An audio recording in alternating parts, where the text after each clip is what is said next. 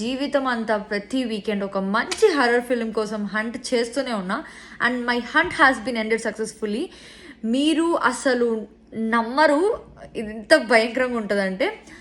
So send this to all your friends. నాలా అతిగా వాళ్ళు ఉంటారు కదా, ఎవరైతే హర్రర్ ఫిల్మ్స్ అంటే నాకు చాలా ఇష్టం, నేను హర్రర్ ఫిల్మ్స్ తప్ప ఇంకో మూవీ చూడను అండ్ యూనో భయపడతారా? అసలు భయం ఉంటుంది horror films. I enjoy watching it.